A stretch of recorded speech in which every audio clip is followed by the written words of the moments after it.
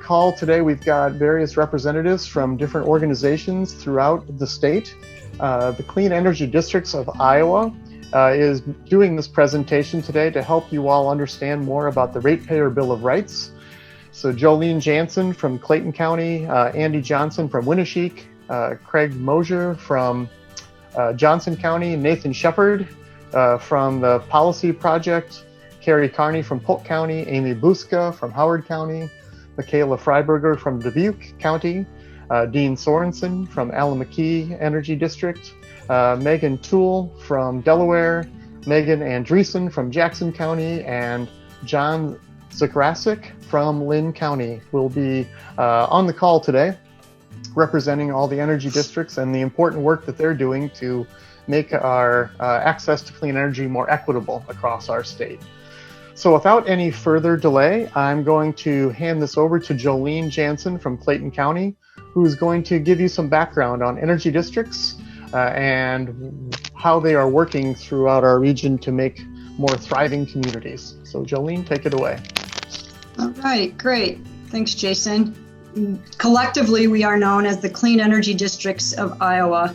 Today, we're going to talk to you a little bit about what we believe is an important trend in clean energy, and that is protecting Iowa's electric ratepayers through an Iowa Energy Ratepayer Bill of Rights. But to get started, I think it's important to start from the beginning and to tell you a little bit orientate you a little bit about what actually is a clean energy district. So the Clean Energy District, by definitions, is a local institution that's defined by county lines. And they're created to strengthen communities by leading, implementing, and accelerating the inclusive, locally owned clean energy transition. We believe that energy districts are at the intersection of clean energy prosperity and climate stewardship, and we kind of call that the green meets green movement. There are three drivers for our mission to make our local communities stronger.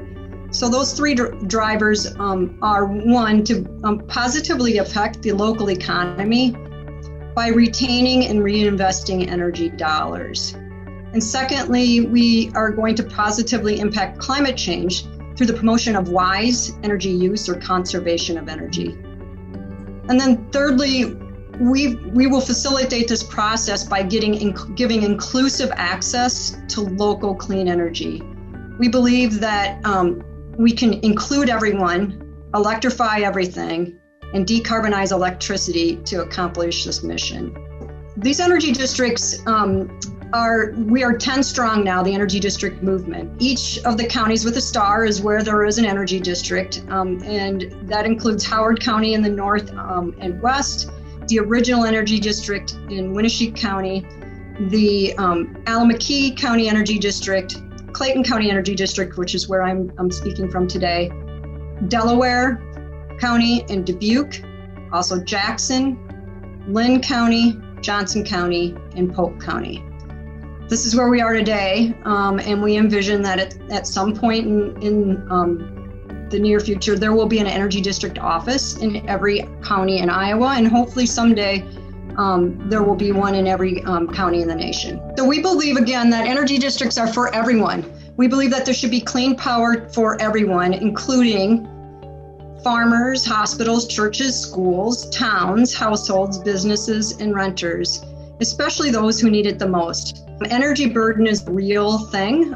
People really, the growing price of energy, period, is burdening everyone. But as we move forward with this idea of electrifying everything and clean electrification, it can be that could be a burden. So we want to make sure that we move forward through the clean energy transition in a way that we don't cause more burden or some people are left behind. So using an energy lens, what are those barriers to thriving communities? We believe that energy drain is a real big problem. And so there are three things to energy drain, three components. One, to survive and thrive, we know that Iowans have to consume energy. But because of rate-regulated utility monopolies, ratepayers really have no choice regarding the provider of energy. 80% of the millions of dollars that our communities annually spend on energy leave our local economy. And often those dollars are going to benefit faraway investor monopoly energy companies and not members of our community. The disruption of climate change experienced through extreme heat, extreme cold, wildfires, sea level rise, flooding, and intense storms and loss of biodiversity is simply devastating our communities. This is a perfect storm of no choice, dollars being extracted, wealth extraction, as well as disruption caused by climate change. So this perfect storm is causing a nightmare really for our communities.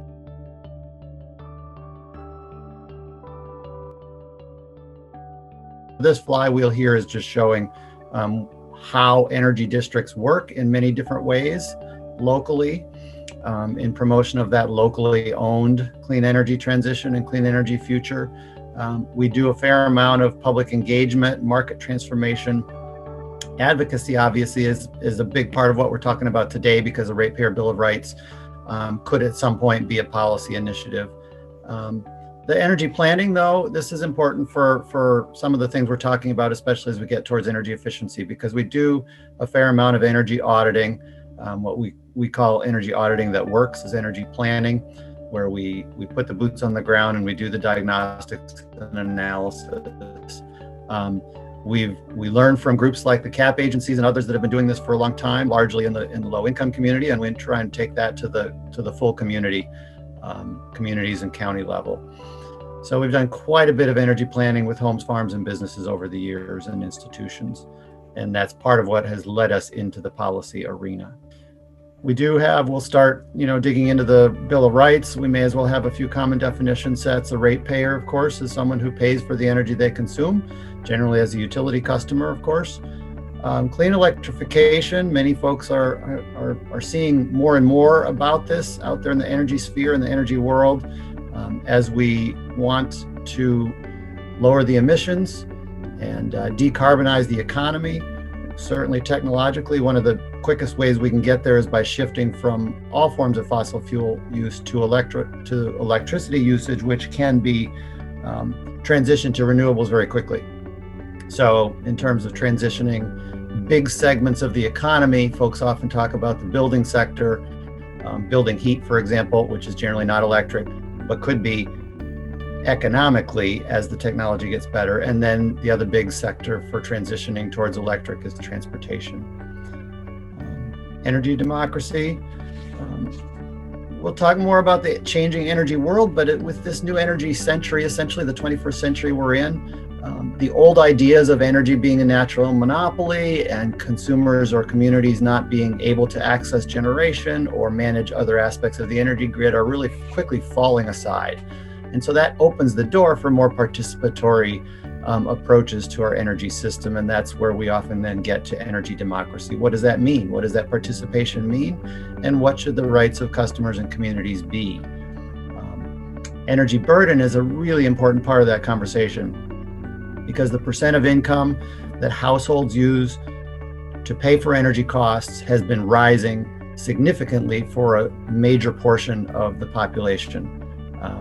And that's of concern to everyone. And it's a special concern when we're talking about things like electrification, because that holds the potential, we fully recognize, to raise costs rather than lower them. And we really can't move in that direction. We can't raise costs for households with high energy burdens. So we need to address these tensions. And then last issue here, regulated monopoly utilities. Utilities generally are regulated monopolies. The utility board in Iowa is the regulator. And of course, that means that the customer of regulated utilities, oftentimes in their view, is the regulator, not the ratepayer. That also has important repercussions for things that we're going to talk about in the Ratepayer Bill of Rights. So with the energy grid, the electrical grid for sure, and the rest of the energy grid certainly are a social good. Energy serves everybody, but we also want to recognize that the investor-owned utility business model is not evil, but it is a model built around wealth extraction.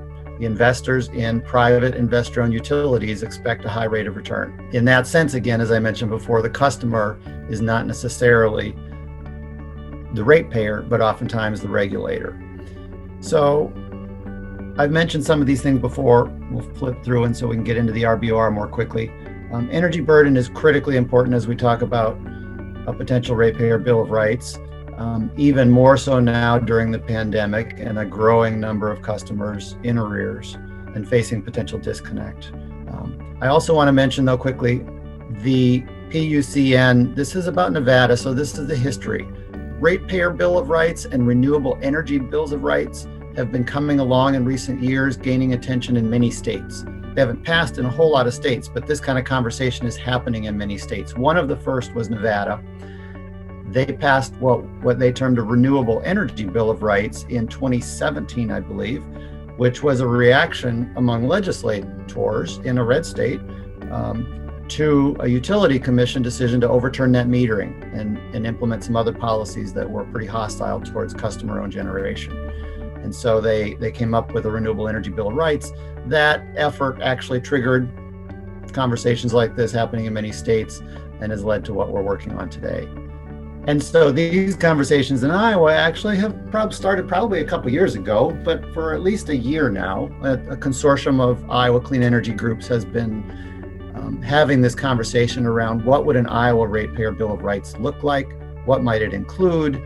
It's evolved into this 4-part draft document right now that we're ready to present today and have discussion about. There's nothing final on it. It's not a legislative proposal right now, but we're looking for feedback and buy-in, and it essentially includes these 4 areas: energy efficiency, consumer-owned generation, potential for community ownership of clean energy and distribution systems as well, and then consumer protections around data and transparency and public health. Energy efficiency, as we all know, is critically important. The opportunity is there for just about every energy user and ratepayer and customer to save significantly, and those savings then contribute lower energy burden. They contribute to dollars recycling in a community and community health and resilience, and of course they contribute to lowering emissions and climate change stewardship as well. So the energy districts have worked to a great degree on energy efficiency since day one. These slides here are showing some of our AmeriCorps team from past years. We have hosted an AmeriCorps team in Winneshiek, but also Dubuque is hosting an AmeriCorps team, and a number of other communities have AmeriCorps teams. They are generally doing what we call the first step. So that's a fair amount of direct install work of lighting and water. They also can do some diagnostics. And then we do a next level, a much more holistic or comprehensive or Energy Star level of technical assistance as well. Much of what is discussed then, there are many key points under each of these categories, as you'll see, for the proposed Ratepayer Bill of Rights. These include, as you can see here, access, that all ratepayers have equal access, the right to energy efficiency information, and then the bottom bullet here I want to focus on, equal access to locally administered and implemented programs, technical assistance, and benefits. So energy efficiency really does require some technical analysis. I mean, anyone might understand, okay, if I change my incandescents to LEDs, well, certainly a lot of folks understand that now. That's a pretty simple thing. But there's so much more to energy efficiency, as many of you know and are well aware. The weatherization program run through the CAP agencies has been dealing with this for households for many decades, very effectively. And again, like I said, we're trying to expand the availability of quality technical assistance to the full universe of energy users. We have had ratepayer-funded energy efficiency programs, of course, in Iowa, pretty large ones, but the technical assistance components have been severely lacking. Generally run through a centralized office of the utility, one statewide contractor that then has to drive all over the state, sometimes subcontracted to others. Generally, the standard of energy analysis has been very, very low. And so the impacts of that technical assistance has been pretty poor relative to what's possible. So a big part of what we're saying in the RBOR is that if we're going to have energy efficiency programs, and we should, the dollars should flow to local qualified professional technical service providers, and ratepayers, all ratepayers and customers should have the right to receive their technical assistance and energy planning from local qualified energy professionals and not have to rely on the utility telling them who they can and can't use to access that kind of information.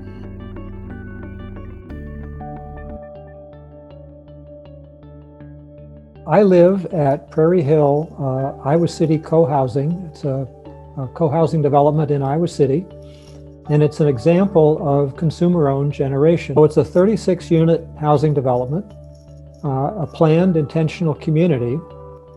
We are building on a hilly infill site.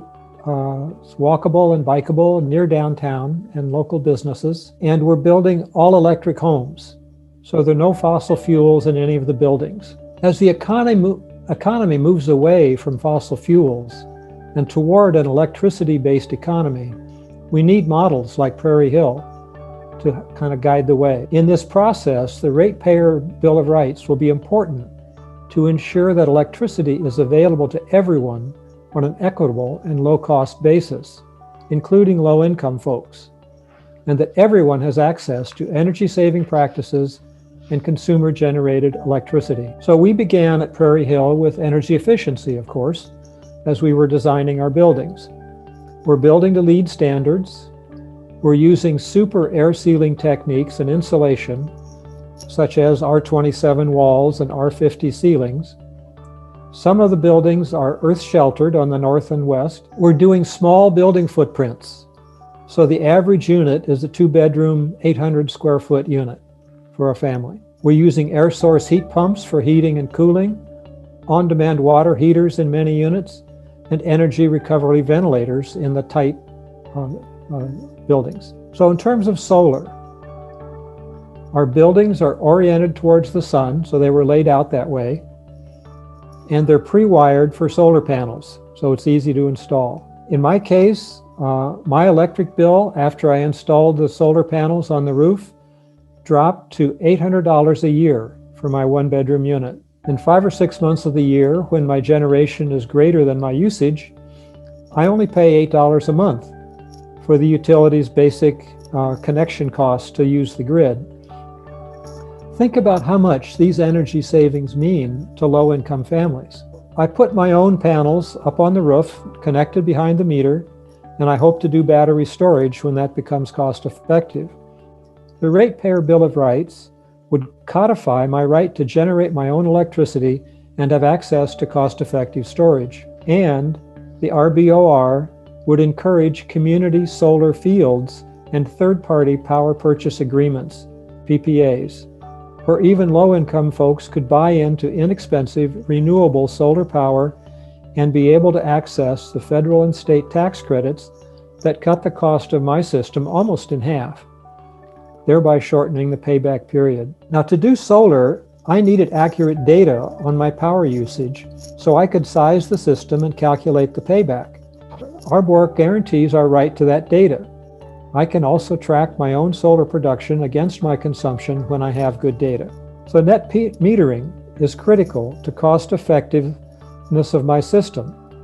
IowaRBoR ensures the ratepayer's right to net metering and other incentives so that homeowners, renters, businesses, nonprofit agencies, churches, institutions, and farmers all have equitable access to incentives. I also used other utility rebates for energy-efficient construction and appliances. The Ratepayer Bill of Rights would guarantee all ratepayers access to these quality incentives and to local independent technical assistance providers that Andy mentioned that are funded through the electrical efficiency programs that ratepayers themselves fund through their utility bill payments.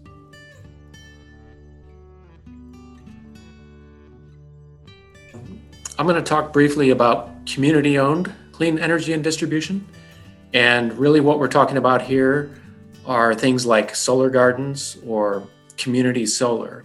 There are examples of this in Cedar Falls. The municipal utility has a 1.5 megawatt solar installation that customers can subscribe to and then receive a credit on their bill from that clean energy that's produced through the solar array. A similar example would be a rural electric cooperative in Kelowna known as Farmers Electric Cooperative.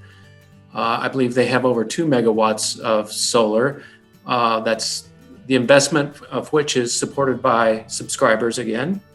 And they also have a microgrid structure, which is basically allows them to separate from the larger electrical infrastructure during times of need. And so a perfect example most recently was during the derecho in August.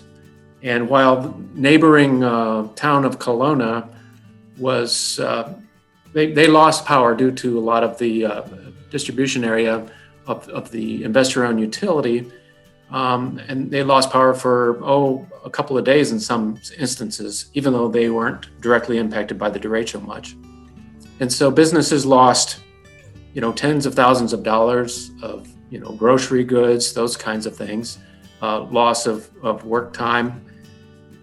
But meanwhile, the customers of the Farmers Electric Cooperative, who had a microgrid, were able to benefit by separating from the larger infrastructure and then relying on their solar and their local generators, and their power was back up in most cases in less than 2 hours.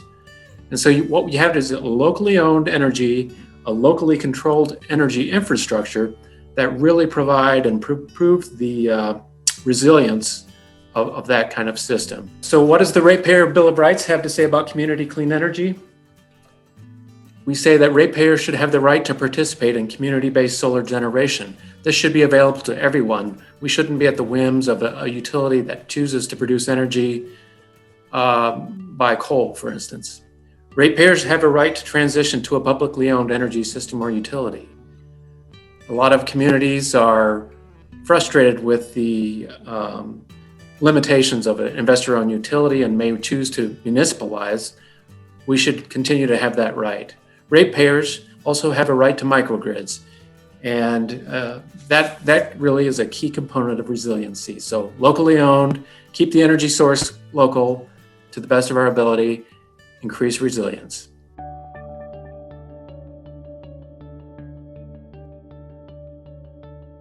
As you've kind of heard, the whole idea of the Ratepayer Bill of Rights is really focused on shifting who is kind of at the heart of our energy system, and that's really the end users, the ratepayers. People like you and me should be the focus of any energy policy we have. One of the things, as tough as this past year has been on all of us, one of the things we've really learned is how critical electricity is. With most of us working from home, going to school from home, and so forth, relying on internet and so forth, we've realized we cannot live without electricity. And so it's becoming not just a luxury, but it's absolutely essential for anyone to not only thrive, but to survive. And we've seen, the impacts of what can happen with all of this crazy stuff that's happening to us. But here with the pandemic, we've seen an increasing number of people who have lost their jobs and have really struggled to pay their utility bills. As of the end of September, over 175,000 households, that's 15% of Iowa households, were in arrears on their utility bills and couldn't pay them. And combined, those people who owed, had back utility bills that they owed a combined $30 million here in Iowa. That's a lot of money that people were behind on their utility bills. And even though there's programs like LIHEAP, that help some folks out, and even with kind of the emergency moratorium that was put into place, thankfully, and that kind of happened due to a lot of organizations really fighting for it, only about 18% of the people who were behind on their bills were able to take advantage of LIHEAP. There's just not enough funding in that program to help everybody. And, basically that means still about 145,000 Iowans are still behind and struggling and either have been or are facing disconnect. So we're really wanting to focus this consumer protection and transparency on how we make sure that people have constant, consistent access to clean, affordable, and reliable energy, that they don't have to face the threat. We also know with climate change, with the last couple of years, we've seen drastic cold, below 30 below, 60 below with wind chills in some areas of the state. We've seen an increase in days over 90 degrees in the summer. People have to be able to heat and cool their house, and without access to electricity, that's going to essentially cost lives. So we really want to make sure that the number one priority when we're thinking about how we think about consumers is that they have consistent access to clean, affordable, and reliable and resilient energy that has the fewest negative impacts on our environment and on consumers. We also, one of the things we've heard a lot from folks when we were talking to people is that there's not a really great accessible avenue for redress or conflict resolution when it comes to utility bills. Often, people have to do things during business hours, and that's not always an option for some families. We want to make sure that ratepayers have the right to continued service during all disputes, that their utilities aren't shut off. We want to make sure that ratepayers have the right to privacy and consumer data protection. We think it's really important for ratepayers to have the right to fair billing and not be unduly charged or discriminated against when applying for services. So if somebody has poor credit or no credit, they're often, asked to pay extra fees up front or have a harder time getting service. Or in cases like what happened to my husband and I when we bought our first house, the previous owners didn't pay their utility bills, and then we were liable for that, costing us even more money that, being young and buying your new house, it was tough for us to afford that. We want ratepayers to have the right to clear and transparent rate and billing information so they really know what they're getting charged for. We want them to have access to the payment assistance programs that facilitate reliable access to energy year-round. And as I mentioned before, LIHEAP is great, but it's only covering a very, very small portion. And even when we look at the money that the state is putting towards helping people with the CARES Act, there's a lot of people who are struggling to meet the very strict requirements for that. They can't access that, but they're in dire needs of being able to have help paying their utility bills. We also want to make sure that ratepayers have the right to be protected against utility shutoffs, not just during winter months, but also during extreme heat, during pandemics, and so forth. Any number of things to protect health and well-being of customers. And we also believe that ratepayers should have the right to environmental and public health protections. So we want to make sure that there's safe siting of energy generation, that we're avoiding and also remediating environmental pollution caused by energy and energy generation. We've often seen some of the lowest income neighborhoods also often have to suffer the burden of pollution generated by energy generation. So we really want to focus this Ratepayer Bill of Rights on protecting the ratepayer. Focus, this is kind of the preamble, if you will, of the Ratepayer Bill of Rights, and really understand how this is going to guide policies and decisions made at the state level to keep ratepayers at the forefront of all these discussions.